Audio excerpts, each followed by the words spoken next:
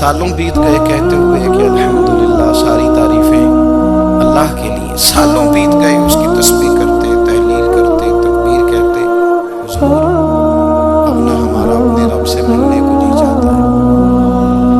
کبھی اے حقیقت منتظر نظر آنا لباس مجاز میں، لاکھوں سجدے تڑپ رہے ہیں میری جبین نیاز میں. اور اقبال کہنے لگے کہ تیرے عشق کی انتہا چاہتا ہوں، تو میری سادگی دیکھ کیا چاہتا ہوں. میرا ذرا سا تو دل ہے مگر شوخ اتنا، میں وہی لن ترانی سنا چاہتا ہوں. میرا بھی دل کرتا ہے کہ اللہ میں تجھے کہوں، میں تجھے دیکھنا چاہتا ہوں جس طرح حضرت موسیٰ کلیم علیہ السلام نے کہا تھا. اور تم مجھے کہے کہ لن ترانی تو نہیں دیکھ سکتا. ذرا سا تو دل ہے مگر شوخ اتنا، میں بھی وہی لن ترانی سنا چاہتا ہوں. پھر کہنے لگے بھری بزم میں راز کی بات کہہ دی، بڑا بے ادب ہوں سزا چاہتا ہوں. دیکھو سب لوگوں کے بیچ ہی میں نے یہ کہہ دیا. میرے عزیز صحابہ نا شوق میں کتنے سارے لوگ ہیں، کتنی ماشاءاللہ بڑی تعداد میں آپ آئے. ہم بھی کبھی اس شوق میں گئے ہیں کہ ہمارے رب کو دیکھنے کو دل چاہتا ہے. ہمارا جی چاہے وہ کبھی ہمیں ملے، ہم کبھی اس کی زیارت کریں، اس کی بارگاہ کرم میں ہم حاضر ہوں. صحابہ نے عرض کیا یا رسول اللہ صلی اللہ علیہ وسلم ہمارا رب کہاں ہے؟ ہمارا نا اپنے رب کو دیکھنے کو جی چاہتا ہے. جب صحابہ نے یہ عرض کیا تو اللہ نے قرآن مجید نازل کیا. فرمایا وَإِذَا سَأَلَكَ عِبَادِي عَنِّي فَإِنِّي قَرِيبٌ. محبوب جب میرے بندے آپ کی بارگاہ میں آ کے میرے بارے میں پوچھے نا تو ان سے کہہ دینا میں ان کے قریب ہی ہوں، قریب ہی ہوں. دلیل کیا ہے؟ بھائی اذا دعان، یہ جب بھی مجھ سے دعا مانگیں گے میں ان کی دعاؤں کو قبول فرماؤں گا. میں ان کے قریب ہوں، میں ان کے قریب ہوں. یہ جب بھی دعا مانگیں گے نا میں قبول کروں گا، میں ان کے قریب ہوں. اللہ تبارک و تعالیٰ کے بندے اللہ سے محبت کرتے، رب کی بارگاہ میں جھکتے، اس کو اپنے دکھ سناتے، اس کے پیارے محبوب صلی اللہ تعالیٰ علیہ وسلم کا وسیلہ لے کے اس کے حضور حاضر ہو جاتے. پیشانیاں سجدوں سے روشن ہوتی. ہم نا ہر چیز کے لیے وقت نکالتے، ہر چیز کے لیے، لیکن عبادت کے لیے وقت نہیں نکالتے. ہر شے آباد ہے، ہر شے. ہماری فیس بک بھی آباد ہے، واٹس ایپ بھی آباد ہے، ہمارے ٹویٹر بھی آباد ہیں، ہماری ہر چیز آباد ہے. سب سے کم آباد ہمارا مصلی رہ گیا. سب سے کم. وہ لوگ اب ڈھونڈنے سے ملتے ہیں جن کی بغل میں مصلی ہوتا تھا. میرے بھائی آپ کتنا کو دنیا کے پیچھے بھاگو گے تھکا دے گی، کتنا دولت کے پیچھے بھاگو گے تھکا دے گی. آپ جب اپنی زندگی میں جمع تفریق کرو گے نا تو مرتے وقت احساس ہوگا کہ سارا کچھ تو لوگوں کے لیے کیا، اپنے لیے تو کر ہی کچھ نہیں سکے. اور ہم عبادت کے معاملے میں بہانے بازی بھی کرتے ہیں. ہم کہتے ہیں اوہو رزق کمانا بھی تو عبادت ہی ہے نا، میں حلال روزی کے لیے جا رہا ہوں یہ بھی تو عبادت ہے نا. میری طرح کے لوگ کہہ دیتے ہیں کہ میں سویرے اٹھ کے مدرسے میں کچھ اسباق دیکھتا ہوں تو یہ بھی تو عبادت ہے. میں بیان کرنے کے لیے مطالعہ کرتا ہوں تو یہ بھی تو عبادت ہے نا.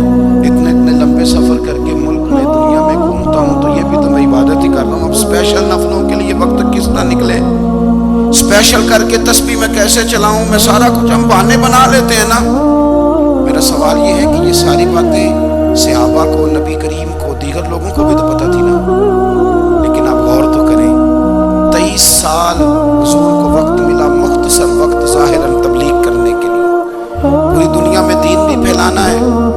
گھر میں 11 ازواج ہیں، 4 بیٹیاں ہیں، ان کی اولادیں، سارے کام کاج بھی دیکھنے.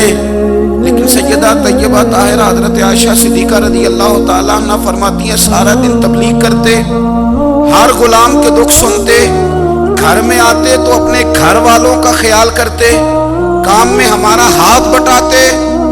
قربان جاؤں کہتی ہے زمانہ سارا سو جاتا لیکن آمنہ کے لال مصلی بچھا لیتے. دنیا سو گئی، ساری سب سو گئے. جو خدام تھے، وہ جو غلام تھے وہ سو گئے، صحیح مسلم میں لفظ ملیں گے، سیدہ پاک فرماتی ہیں او میرے نبی کے غلاموں، میں نے یہ رنگ بھی دیکھا ہے کہ حضور نے اتنا کھڑے رہے، اتنا قیام کیا کہ مقدس پیروں میں ورم آ گئے، سوج گئے پیر، اتنے بڑے۔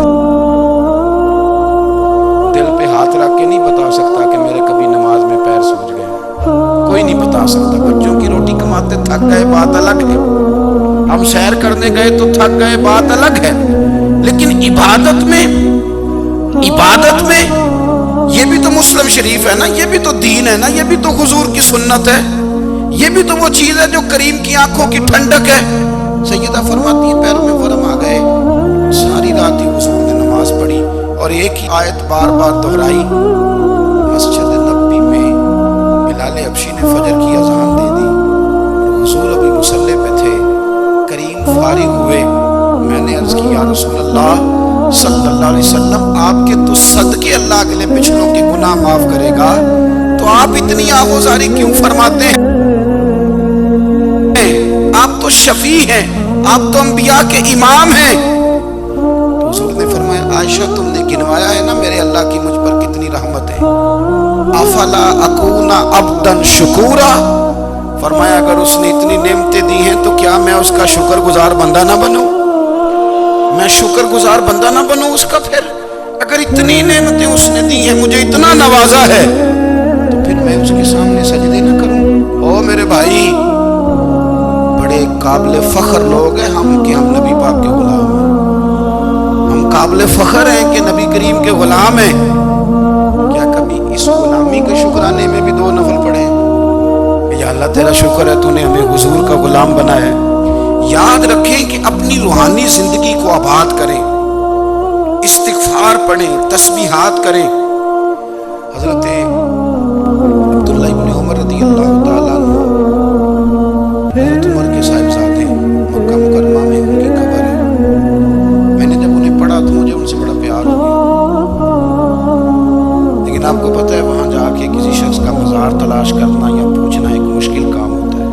تو ایک دفعہ میں مکہ شریف میں حاضر تھا، ایک گاڑی والا ڈرائیور مجھے کہنے لگا کہ مولانا میں آپ کو جانتا ہوں، مجھے آپ سے محبت ہے، ایک بات بتاؤں آپ کو؟ میں نے کہا بتاؤ۔ کہنے لگا حضرت عبداللہ ابن عمر کی قبر دیکھنی ہے۔ میں نے کہا یہ تو نہیں کہہ رہا، یہ کسی نے بندوبست کرایا ہے، یہ اللہ نے تیرے دل میں بات ڈالی ہے، یہ ہو گیا تو لے چل مجھے۔ حضرت عبداللہ ابن عمر کو نبی پاک نے فرمایا تھا راجل صالح، یہ نیک بندہ ہے، یہ متقی آدمی۔ حضرت عبداللہ ابن عمر رضی اللہ تعالیٰ عنہ سیدنا فاروق اعظم رضی اللہ تعالیٰ عنہ کے صاحبزادے ہیں، اور ان کی ہمشیرہ سیدہ حفصہ رضی اللہ تعالیٰ عنہ حضور کی زوجہ محترمہ۔ ایک دن اپنی ہمشیرہ سے کہنے لگے کہ نبی کریم صلی اللہ تعالیٰ علیہ وسلم گھر میں آئے نا، اور اگر حضور غم امت میں پریشان نہ ہو، طبیعت کو حشاش بشاش دیکھو، تو ذرا پوچھنا تو صحیح حضور کا میرے بارے میں کیا خیال، پوچھنا تو صحیح کہ کریم کی بارگاہ میں میرا کیا مقام ہے، میرے بارے میں حضور کیا فرماتے ہیں۔ اب بہن کو کام بتائے اور بتائے بھی بھائی، کوئی بہن وہ کام نہ کرے، یہ تاریخ میں ہوتا نہیں۔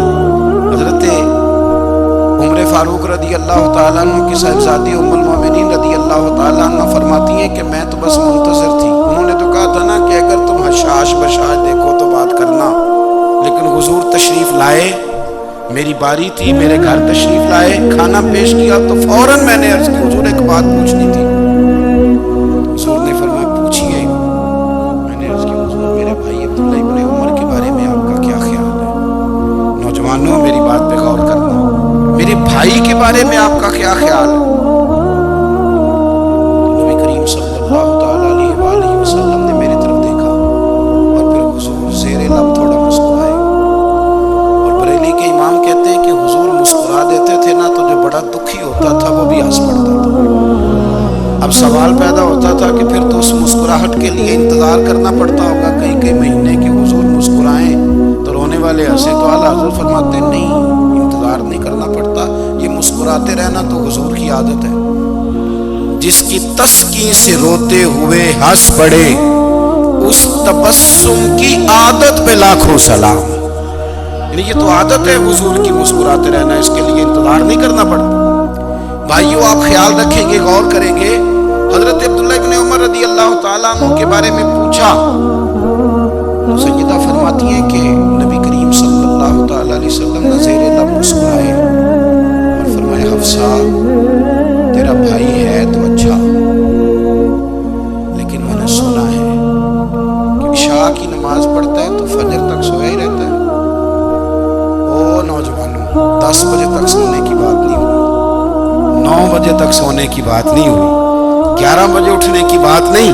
हुजूर फरमाने लगे मैंने सुना है कि इशा की नमाज पढ़ के सो जाता है और फजर तक सोया ही रहता है।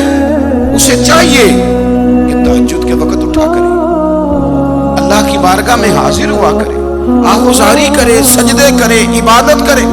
उठता है और फजर में जाके उठता है। जनाब हफ्सा रज़ी अल्लाह ताला अन्हा कहती है मैंने जनाब अब्दुल्लाह इब्न उमर को पैगाम दिया और मैंने कहा मेरे जवान भाई सुन, नबी पाक ने फरमाया है तो अच्छा पर तहज्जुद में नहीं उठता, नफल नहीं पढ़ता। ओ मेरी मिल्लत के जवानों, मजा नहीं आ जाता जब सारी दुनिया सोई हो, सारी दुनिया, और बिस्तर भी गर्म हो और नींद भी पूरा गलबा कर रही हो और अचानक घंटी बजे, दिमाग में आंख खुले, घड़ी पे नजर पड़े 3:30-4 बजे का पैगाम घड़ी बताए और कोई चढ़ती जवानी वाला उठे, उठ के वुजू करे और जब वो मुसल्ला खोल के बिछाए तो मदीने वाले महबूब कहते हैं कि हर नमाज पे रब सवाब देता है और जो उठ के तहज्जुद की नमाज पढ़े उसे देख के तो रब मुस्कुराता है। जो उसकी शान के लायक है, जो उसकी शान के लायक, वो मुस्कुराता है, खुश होता है कि मेरा बंदा तहज्जुद में उठ गया, वो मुस्कुराता है। काश हमारी सुबह कभी अपने मालिक के नाम हो जाए। काश के सुबह हजरत अबुल हसन रहमतुल्लाह ताला अलैह हजरत मुआज़ इब्न जबल रज़ी अल्लाह ताला अन्हु के पास बैठा करते थे। फरमाते उनसे जो प्यार बढ़ा तो फिर मेरा मुसल्ले से भी बढ़ गया। ताबी हैं, फरमाते हैं सहाबी रसूल से मोहब्बत हुई तो जिक्र से भी हो गई, फिर दुरूद शरीफ से भी हो गई। मोहब्बत उनसे बढ़ी तो फिर अल्लाह ने मस्जिद का प्यार भी बढ़ा दिया। आप फरमाते हैं कि मेरी हर वक्त तबीयत चाहती थी कि बस अल्लाह अल्लाह करो, बस अल्लाह अल्लाह करो, बस ना मैं जरा थोड़ी जान छुड़ाऊं लोगों से, को 10 मिनट मिले तो मैं कुछ 4 नफल पढ़ लूं, मैं थोड़ा सा ना बचूं लोगों से और मुझे तस्बीह मिले तो मैं ना कुछ 400-500 दफा इस्तिगफार पढ़ूं, सुभान अल्लाह, अल्हम्दुलिल्लाह, अल्लाहु अकबर, ला हौला वला कुव्वता इल्ला बिल्लाह, मैं ना तस्बीहात पढ़ूं। फरमाते हैं कि बच्चे थे घर में 6 साल, गुर्बत थी, काम मिलता कोई नहीं था। मैं काम चोर नहीं था, काम ढूंढता था, पर अल्लाह की कुदरत के काम नहीं मिलता था। फरमाते हैं कि मैंने एक दिन अपनी अहलिया से कहा कि आज मैं फिर जाता हूँ काम ढूंढने, तो मेरी बीवी बड़ी फरमाबरदार थी, पर उस दिन ना गुर्बत के हाथों तंग आके कहने लगी आज नाना कोई तो चीज़ लेके आया तो मुझसे बच्चों की भूख नहीं देखी जाती, सब रोतांदा रोग मोहम्मद जिसका नाम गरीबी, कंड बला के लंघ जाते नहीं दोस्त यार गरीबी, आज ना कुछ लेके आया तो मैं बच्चे लेके चली जाऊंगी। शेख फरमाते हैं कि मैं बड़ा परेशान घर से निकला, पर मैंने सुबह से लेके जोर तक काम ढूंढा, काम मिला कोई नहीं। तो मेरे दिल में ख्याल आया चलो काम नहीं मिलता तो अल्लाह अल्लाह तो करे ना, चलो बंदों की मजदूरी नहीं मिलती तो रब करीम की इबादत ही करते हैं। फरमाते हैं कि मैंने ना फुरात के पानी से वुजू किया, नहर के, शदीद धूप थी, साथ रेत थी और रेत तप रही थी। मैंने अपना रुमाल वहीं मुसल्ला के तौर पर बिछा लिया और फरमाते हैं कि जोर से लेकर असर तक नमाज पढ़ी, धूप भी पूरे जोर पे, पर मेरे सजदे का ज़ौक़ भी पूरे जोर पे। फरमाते हैं सूरज भी चमक रहा है और रब की इबादत का ज़ौक़ भी पूरे जोर पे। मैं सजदा करूं तो फिर मेरा उठाने को जी न चाहे। मेरे उस्ताद लिखा करते थे, ये उनका शेर है, वो कहा करते थे मुझे सोच दे, मुझे साज दे और मुझे नीम शब का न्याज दे, दमे सजदा खुद को मैं तोड़ दूं, मुझे ऐसा ज़ौक़े नमाज दे। और मैं तेरी बहार का फूल हूँ, मैं खिल मिला भी हूं तो तेरे लिए, मुझे मेरी शाख से तोड़ ले, मुझे अपनी जुल्फ का नाज दे। भाई फरमाते हैं कि असर तक मैंने नफल पढ़े, दिल ढलने लगा, असर की नमाज पढ़ी और मैं वहां से चला। अब मैं जब निकलने लगा तो दिल में ख्याल आया कि छोटी छोटी दीवारें हैं घर की, बगैर कुछ लिए जाऊंगा तो बीवी दूर से देखेगी तो शोर करेगी कि फिर खाली हाथ आ गया है। कहते मैंने अपने उसी रुमाल में जिस पे मैंने नमाज पढ़ी थी ना, रुमाल में कि अकीदे पंजाबी साफा, कहते हैं उसी में ना मैंने कुछ रेत भर ली कि वो दूर से देखेगी तो समझेगी कुछ लेके आया है। चलो जाके उसे बता दूंगा कि आज फिर मजदूरी नहीं मिली। कहते हैं वो रेत लेकर जब मैं घर में गया तो पहले बीवी दरवाजे पे खड़ी होती थी, पूछती थी खाली हाथ आ गए हो? आज मैंने देखा तो है ही कोई नहीं। फरमाते मैं अंदर दाखिल हुआ, सलाम लिए, कोने में मैंने वो रुमाल रख दिया और मैंने आवाज दी कि भली मानस कहाँ हो? तो वो कहने लगी आप मुंह हाथ धो ले, मैं रोटी लेके आई। मैंने कहा रोटी कहाँ से आ गई? यहाँ तो कई दिनों के फाके, तो कई दिनों की गुर्बत है, यहाँ तो इस घर में तो फकीरी है। फरमाते हैं कि वो रोटी लेके आई और उस वक्त की जो मौजूदा नेमतें थी, समझ लें सलाद, अचार, हर चीज साथ लाई। मैंने कहा कि बच्चे कहाँ गए? कहने लगी वो खाना खा के खेलने गए, आप खाना खा लें आ जाते। खाना उसने चुन दिया। मैंने हैरत अंगेज लहजे में सारी नेमतें अपने दस्तरखान पे देख करके बीवी से पूछा ये कहाँ से आया खाना? बच्चों को तूने कहाँ से खाना खिलाया? ये सारा कुछ कैसा है? कहने लगी पता नहीं आज आप किस करीम की मजदूरी करने चले गए थे, पता नहीं किस करीम की, मेरे घर में तो इतनी नेमतें आई हैं कि मुझसे संभाली नहीं जा रही, इतना अनाज है, इतना गंदम है, किस करीम के दरवाजे आज चले गए थे? ये कहते कहते वो उठी और उठ करके कहने लगी पहले बड़ा कुछ आया था, अब क्या ले आए? और जा करके ना उसने वो रेत वाला रुमाल खोला। कहने लगे मैं तो लेके आया था रेत, तो मेरे रब ने उसे भी सोने और हीरे बना दिया था। जब आपकी तवज्जो अल्लाह की जानी, मेरे नबी पाक सल्लल्लाहु ताला अलैहि वसल्लम ने फरमाया हर चीज अपने रब से मांग, हर चीज मांग, हर चीज मांग। या रसूलल्लाह क्या कुछ? मेरे महबूब ने फरमाया तेरे घर में नमक भी खत्म हो जाए तो वो भी अपने रब से मांगा कर, तू मांगना वो तुझे देगा, तो उसकी बारगाह में कशकोले तलब दराज तो करना। और तिरमिज़ी शरीफ में अजीब लफ्ज है, रसूल कायनात ने फरमाया, रब करीम फरमाता है जब मेरा बंदा हाथ उठाता है ना तो मुझे हया आती है कि मैं खाली कैसे लौटा दूं इसके। इतने बड़े बादशाह की बारगाह में ओ भाई लोगों से इज्जतें तलाश करते हो तो वो क्या तुम्हें इज्जत देंगे? वो तो कल अच्छा कहते हैं परसों बुरा कहने लग जाते हैं। लोगों के सामने गुड बुक में आना चाहोगे तो वो तो सवेरे तुम्हारे बारे में कुछ कहेंगे, शाम कुछ और कहेंगे। अपनी रूहानी जिंदगी आबाद करें, अपने मुसल्ले को वक्त दें और दुनिया से छुप कर इस मोबाइल को बंद करके और अपने आप से भी छुप के और तन्हा होके छुपा के सारा कुछ अपने आंसू अपने रब की बारगाह में पेश करें, उसके हुजूर हाजिरी दें। सुनो ना तिरमिज़ी की हदीस और इसे याद रखना, नबी पाक अलैहिस्सलाम ने फरमाया अपने दुख लोगों के सामने न बयान करना, सेठों नवाबों को ना बताते फिरना, दुनियादारों के सामने जाके ना रोना कि मैं तकलीफ में हूँ। और मैं अगर दुनियादारों को दुख बताओगे रब तुम्हें कभी गनी नहीं करेगा। और लोग हैं कि उल्टा मजाक उड़ाएंगे आपकी, जिससे बड़ी पक्की यारी है ना, पक्की वो तब तक पक्की है जब तक आपने 50,000 मांगा नहीं। और जिस वक्त आपने कह दिया कि मैं मजबूर हूँ मेरी मदद कर, तो फिर खत्म हो गई दोस्ती। लोगों की ताल्लुकात आपके साथ तब तक है जब तक आप उनसे कोई जरूरत वाबस्ता नहीं करते। करीम आपको फरमाने लगे बंदों के सामने दुख ना बयान करना, अल्लाह तुझे कभी गनी नहीं करेगा। तो अपने दुख अपने रब को बता, तू दुआएं मांग, तू उसकी बारगाह में हाजिर हो, तू उसके हुजूर अर्ज कर। फरमाया अपने दुख अपने रब को बता, वो जल्दी करे या देर से करे तुझे सारी दुनिया से बेनियाज कर देगा, तुझे किसी का मोहताज नहीं रहने देगा। अपने मुसल्ले को अपनी दुआओं को, एक बुजुर्ग फरमाते मैंने दुआ मांगने का तरीका अपनी बीवी से सीखा, दुआ मांगने का तरीका अपनी, सीखने वाले तो अपने बच्चों से भी सीख लेते हैं, सीखने वाले तो हर एक से सीखते हैं। वो कहते کہتے ہیں میں نے دعا مانگنے کا سلیقہ اپنی بیوی سے سیکھا ہے۔ حضرت وہ کس طرح؟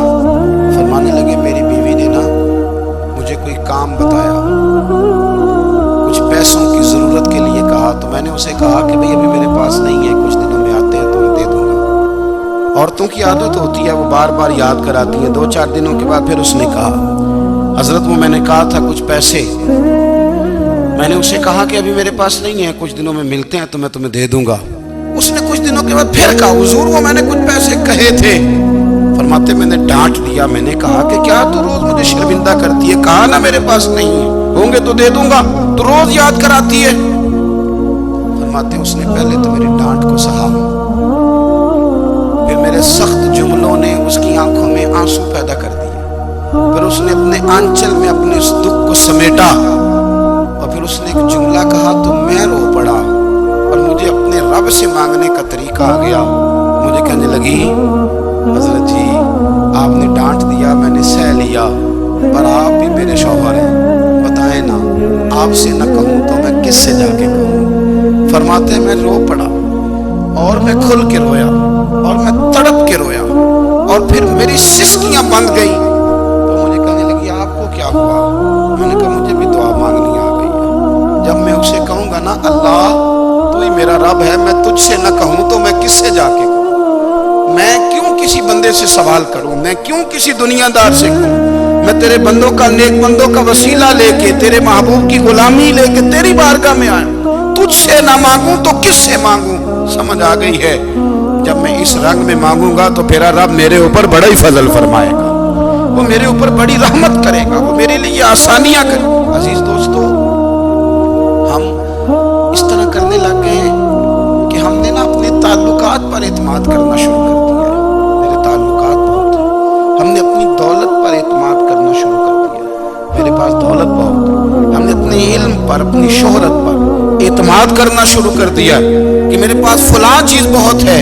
یاد رکھنا جب بے نیاز اپنی صفت بے نیازی دکھاتا ہے تو بڑی بڑی دولتوں والے مجبور نظر آتے ہیں۔ بھائیو جب انسان کا رشتہ اپنے مالک کے ساتھ ہوتا ہے پھر تو غم بھی کچھ نہیں کہتے، پریشانیاں بھی کچھ نہیں کہتی، پھر تو زندگی صبر والی، پھر تو زندگی توکل والی، پھر تو زندگی بھروسے والی، پھر انسان اپنے آپ کو رسوا نہیں کرتا، دنیا داروں سے امیدیں اس کی ختم ہو جاتی، امیدیں اللہ رسول سے لگا لیتا، مضبوط ہو جاتا ہے، مضبوط، طاقتور ہو جاتا ہے، خوددار ہو جاتا ہے، باوقار باعزت ہو جاتا ہے۔ حضرت بہلول دانا رحمت اللہ علیہ بیٹھے تھے تو ہارون رشید حج کر کے آ رہا تھا، تو رستے میں حضرت شیخ سے ملاقات ہو گئی تو السلام علیکم کے بعد کہنے لگا حضور کوئی حکم ہو تو بتائیے گا۔ تو حضرت بہلول دانا فرمانے لگے تیرا رب کون ہے؟ اس نے کہا اللہ۔ تو فرمایا میرا کون ہے؟ کہا اللہ۔ فرمانے لگے تو بڑی بیوقوف ہے، کیا تو یہ سمجھتا ہے کہ رب ہارون رشید کو تو دے گا اور بہلول دانا کو بھول جائے گا؟ تیرا بھی وہی رب ہے، میرا بھی وہی رب ہے، اس نے اگر تجھے دے کے آزمایا ہے تو ہو سکتا ہے مجھے نہ دے کے آزما رہا ہو، جب اس کی حکمت کے تقاضے ہوں گے تو عطا کرے گا اور دے گا، تو جا اپنا کام کر۔ بھائی اپنی روحانی زندگی، اپنی عبادات، اپنے وظائف، اپنے روزمرہ کے معاملات، اپنی دعائیں، اپنا استغفار، دیکھو مشکل کام تو نہیں، 2 رکوع ہیں سورہ واقعہ کی اگر رات کو پڑھ لی جائے تو میں کس طرح یہ بات بیان کروں کہ تعویذ بانٹنا آسان ہے اور وظیفہ بتانا مشکل ہے۔ سارا دن تعویذ بانٹیں تو لوگ لینے کو تیار ہیں، اور اگر آپ وظیفہ بتائیں تو کہتے ہیں تو مشکل کام ہے۔ او خدا کے بندے، اگر آپ کا تعلق قرآن پاک کے ساتھ مضبوط ہو، قرآن پاک کے ساتھ اگر آپ کا رشتہ ہو، لوگ سفارشیں ڈھونڈتے ہیں نا دنیا میں کوئی تعلق مل جائے تو میرا کام ہو جائے، دنیا میں اتنا مشکل معاملہ ہے، آخرت میں مجھے بتائیے گا کتنا مشکل معاملہ ہوگا۔ میرے نبی پاک صلی اللہ تعالی علیہ وسلم نے فرمایا جو لوگ سورہ ملک پڑھا کرتے تھے نا، سورہ ملک، یہ سورہ ملک قیامت میں ان کی سفارش کرے گی، اور اس طرح کرے گی کہ کہے گی اے اللہ یہاں اس بندے کو جنت میں داخل کر دے یا مجھے قرآن پاک سے علیحدہ کر۔ تو رب فرمائے گا جا اس کا دامن تھام کے اسے جنت تک پہنچایا۔ آپ بات کو سمجھیں، جب آپ کے تعلقات اپنے معاملات کے ساتھ مضبوط ہوں گے، یہ نبی کریم نے وعدہ کیا ہے کہ تو سورۃ واقعہ پڑھ تیرے گھر میں فاقہ نہیں آئے، حضرت عبداللہ ابن مسعود رضی اللہ تعالیٰ عنہ بیمار تھے تو حضرت عثمان غنی رضی اللہ تعالیٰ عنہ تیمارداری کے لیے تشریف لے گئے اور جا کر کے کہا کہ آپ بڑے بیمار ہیں، آپ کی بیٹیاں زیادہ ہیں، میں چاہتا ہوں کہ خزانے میں سے کچھ مدد کروں۔ تو سیدنا عبداللہ ابن مسعود رضی اللہ تعالیٰ عنہ اٹھ کے بیٹھ گئے اور کہنے لگے امیر المومنین، اللہ آپ کو میری طرف سے، میری بیٹیوں کی طرف سے بہتر صلہ دے، میری بیٹیوں کو کسی خزانے کی ضرورت نہیں، میں نے انہیں خزانہ دے دیا ہے۔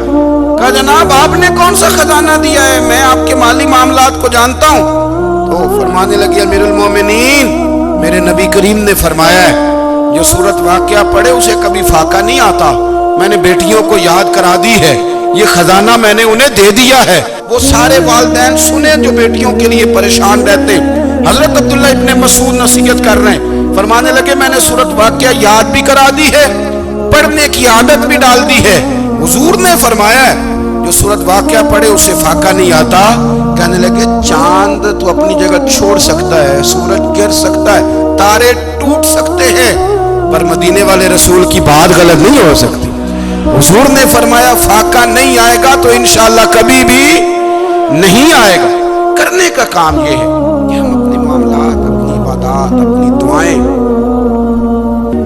کبھی 10 منٹ عادت ہو جائے نا دعا مانگنے کی، علیحدہ سے رات کو حضور نے فرمایا جو فرض نماز کے بعد دعا مانگے اللہ اس کے قبول کر لیتا ہے۔ نبی پاک صلی اللہ تعالیٰ علیہ وسلم نے فرمایا اللہ مسافر کی دعا قبول فرماتا، حضور نے فرمایا اللہ مظلوم کی دعا قبول فرماتا، حضور نے فرمایا بیمار سے دعا کراؤ اللہ اس کی دعا قبول فرماتا ہے۔ میرے نبی پاک نے فرمایا ماں باپ جب بھی اولاد کے لیے ہاتھ اٹھائیں، ویسے تے بلے شاہ تو آسمانی اٹھ دیا ہی پڑھ دیں، جڑا گھر بیٹھا انہوں پڑھے ہی نہیں۔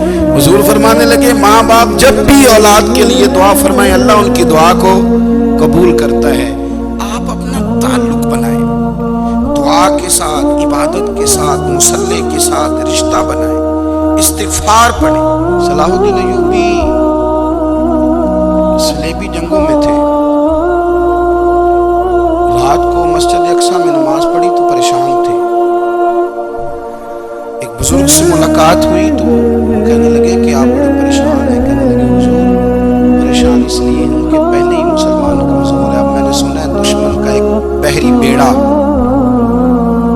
وہ جنگی سامان سے بھرا ہوا آ رہا ہے، اب ان کے پاس اور تلواریں اور نیزے آ جائیں گے، مسلمانوں کے پاس پہلے ہی وسائل کی کمی ہے، پریشان ہو کس طرح کر کے مقابلہ کریں گے۔ یہ بات کہتے ہی صلاح الدین ایوبی نے بزرگوں سے کہا حضور آپ بھی دعا کرنا، دعا کی بڑی طاقت ہے۔ میرے نبی پاک نے فرمایا دعا مومن کا ہتھیار ہے، دعا مومن کا، دعا مومن کا۔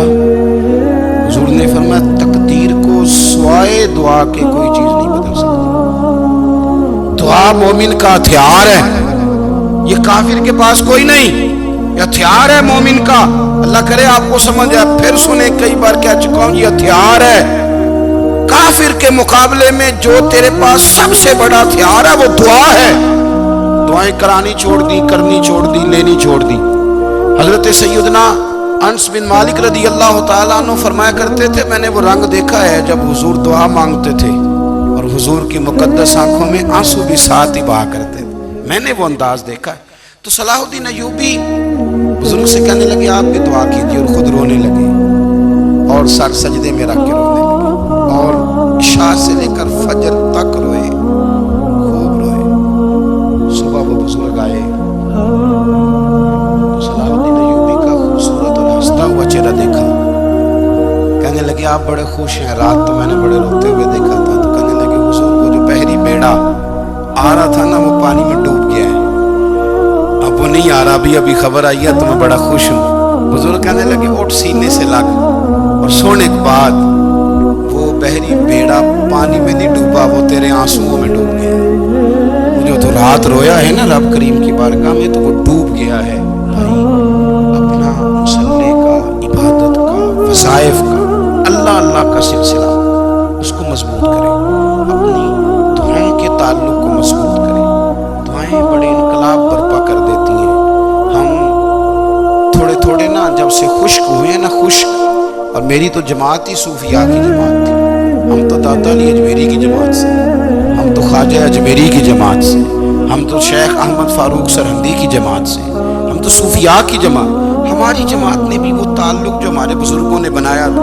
بزرگ اللہ کے قریب کیسے جاتا ہے؟ ہمارے یہاں نا بہت سارے لوگ کہتے ہیں جی نظر ہو گئی تو کام ہو گیا۔ بھئی جو بخاری مسلم میں طریقہ ہے نا اللہ کا قرب پانے کا، وہ تو نفل ہے۔ نبی کریم علیہ السلام نے فرمایا بندہ نفلوں کے ذریعے رب کے قریب جاتا ہے، اور اتنا قریب جاتا ہے کہ پھر اللہ اس کی زبان بن جاتا ہے، اللہ اس کی آنکھیں بن جاتا ہے، کان بن جاتا ہے، ہاتھ اور پیر بن جاتا ہے۔ تو یہ تو عبادت ہے، یہ تو اللہ کی بارگاہ کی حاضری ہے جو آپ کو اللہ کے قریب کرے گی۔ اپنی نماز کو اہمیت دے کے ادا کریں، نمازیں موبائل بند کر کے ادا کریں۔ لیکن نا کچھ لوگ کہتے ہیں مجھے ٹائم نہیں ملتا نماز کا، تو میں کہتا ہوں یہ آپ نے بڑی جرت کی بات کی ہے۔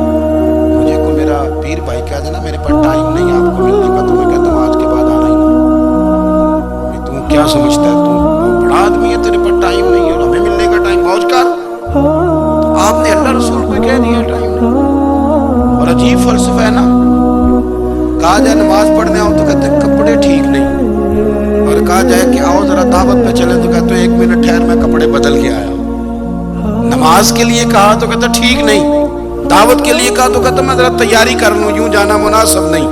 ایمان کا ٹھیک نہیں۔ رب تو فرماتا ہے کہ جب تم مسجد میں آ تو زینت اختیار کر کے آ، خوب ذوق سے دعا مانگے، خوب شوق سے نماز پڑھے، خوب استغفار کا مزاج بنائے۔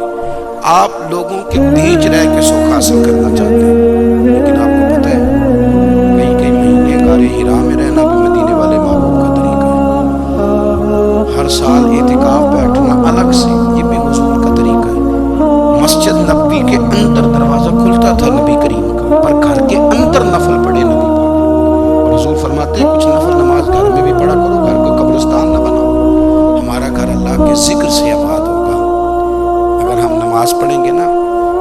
میں جب سنت پڑھنے کے لیے گھر میں کھڑا ہوتا ہوں تو میرا جو 2.5-3 سال کا بیٹا ہے نا، وہ بھی میرے ساتھ نماز پڑھنا شروع کر دے، اسے پتہ کوئی نہیں نماز کیا ہوتی ہے، لیکن وہ بھی نا سجدہ نہ بھی کرنا ہے تو ساتھ لیٹ ضرور جاتا ہے۔ پتہ چلا بچے لیکچر دینے سے نماز نہیں پڑھتے، نماز شروع کر دیں تو بچے بھی شروع کر دیتے ہیں۔ ہم جب پریشان ہوتے ہیں تو لیکچر دیتے ہیں، تو لیکچر تو باہر شاید چل جائے، گھر میں کیسے چلے گا؟ گھر میں تو عمل چلے گا۔ تو میرے عزیز، آج کے اس روحانی اجتماع میں ہمارے دوستوں نے جو محنت کی، ہم نے بار بار اپنی نیت سے پوچھا، خدا ہمیں معاف کرے اگر کوئی ذاتی شہرت ہے، کوئی ہمارے ذاتی مفادات ہے، اور اب ہمیں ہدایت دے۔ ہماری یہ خواہش تھی کہ روحانی اجتماع میں تھوڑا سا اللہ اور اس کے رسول کے جانب مائل کرے، کچھ ہمارا رشتہ مصلی کے ساتھ مضبوط کرے۔